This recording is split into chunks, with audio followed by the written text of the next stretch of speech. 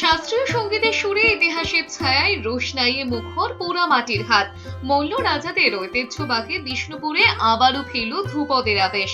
ঐতিহাসিক জোড়শ্রেণী মন্দির সংলগ্ন পোড়ামাটির হাটে শুক্রবার থেকে শুরু হলো 3 দিন ব্যাপী শাস্ত্রীয় সঙ্গীতের মহোৎসব মিউজিক ফেস্টিভ্যাল। জানুয়ারিতে শীতের আমেজে পর্যটনে ভরপুর বিষ্ণুপুরে এই উৎসব যেন এক উপরি পাওনা। একসময় বিষ্ণুপুর মেলার পরপরই শুরু হতো এই মিউজিক ফেস্টিভ্যাল। সময়ের সঙ্গে স্থান বদলালেও সুরের ধারাবাহিকতা অটুট রেখেছে এই উৎসব। মন্দির চত্বর ও অনুষ্ঠান মঞ্চ সেজে উঠেছে বাহারি আলোর ছটায়। কালাচাঁদ মন্দিরকে পেছনে রেখে নির্মিত মঞ্চে আলো ছায়ার খেলায় তৈরি হয়েছে এক অনন্য পরিবেশ। গত বছর যেখানে মার্চ মাসে উৎসব হয়েছিল, এবছর তা এগিয়ে আনা হয়েছে। সম্পূর্ণ বিনামূল্যে সাধারণ মানুষের জন্য উন্মুক্ত শাস্ত্রীয় সঙ্গীত শোনার এক বিরল সুযোগ।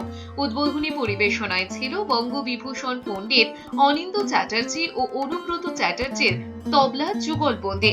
আগামী 11 জানুয়ারি পর্যন্ত চলবে এই উৎসব। প্রচুর পরিমাণে টুরিস্ট আছেন বিষ্ণুপুর শহরে, তো তাদের যাতে করে এই ট্যুরিজমের যাতে করে উন্নতি হয় এবং বাংলার একটা অন্যতম আমাদের ঘরানা বিষ্ণুপুর ঘরানা, সেখানে যাতে করে এই ক্লাসিক্যাল মিউজিক নিয়েও যাতে চর্চা করা যায় এরকম একটি শহরে, সঙ্গীত নগরীতে, তার জন্য এই অনুষ্ঠান এবং 3 দিনের এই অনুষ্ঠান চলবে।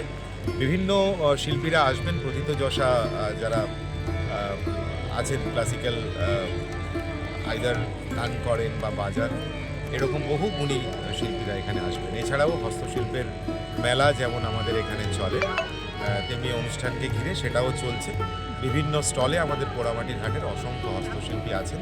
আমরা যারা সঙ্গীতের ছাত্র, তারা তো এই অনুষ্ঠানের জন্য সারা বছর ধরে অপেক্ষা করি এবং এই যে প্রত্যেক বছর এখানে 3 দিন ব্যাপী সঙ্গীত উৎসব হচ্ছে, আমি সত্যি করে কৃতজ্ঞতার কাছে।